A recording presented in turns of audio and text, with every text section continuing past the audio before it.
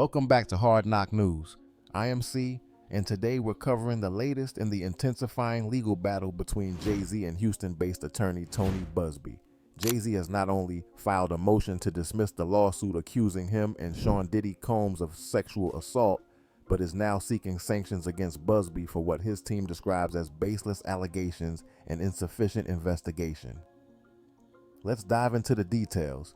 That clip from months ago hinted at the widening scope of this case, with Buzbee suggesting more celebrities could be exposed. Now, Jay-Z is fighting back hard, with his lawyer Alex Spiro filing motions in Manhattan federal court, arguing that Jane Doe's claims lack credibility. According to Spiro, the allegations are undermined by contradictions, including statements from Jane Doe's own father, who reportedly told NBC News he had no recollection of picking her up after the alleged incident. A lot of people allowed it to go on, said nothing, didn't intervene, maybe benefited from it, profited from it.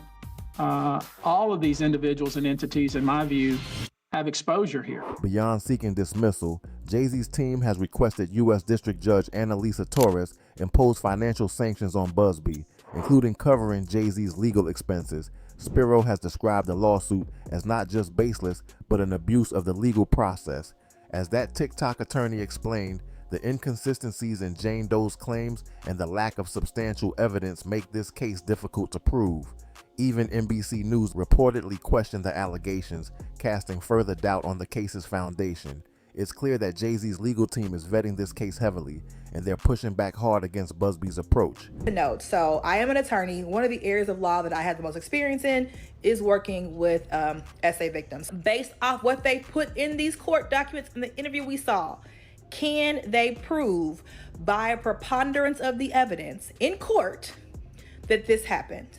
Based on what I have seen, I'm going to say no. I'm to believe that a 13-year-old from a smaller city was able to navigate New York like that.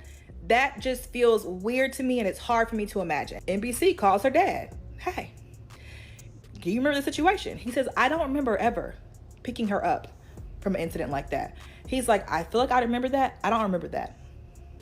Not having her father be able to corroborate that story, to me, the story is done. And Tony Buzbee claims that the original lawyer that she reached out to that gave her case over to Tony Buzbee's team, they vetted this heavily. Vetting this heavily would mean calling her father. Meanwhile, the legal battle isn't limited to this case. In November 2024, Jay-Z's team at Quinn Emanuel filed a separate lawsuit in Los Angeles, accusing Buzbee of extortion through false allegations. In response, Buzbee's firm has filed multiple lawsuits, including claims against Roc Nation, alleging they encouraged former clients to bring frivolous lawsuits against his firm. This back and forth has only added to the complexity of an already explosive case. Public opinion is just as divided. Some users are questioning the credibility of the claims, while others are criticizing Jay-Z's aggressive legal tactics.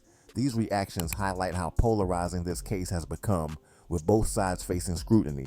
What's your take on this escalating legal battle? Do you think Jay-Z's motion for sanctions is justified, or is this just another layer of a messy legal war? Let us know in the comments below. And as always, don't forget to like, share, and subscribe for more updates from Hard Knock News. See you next time.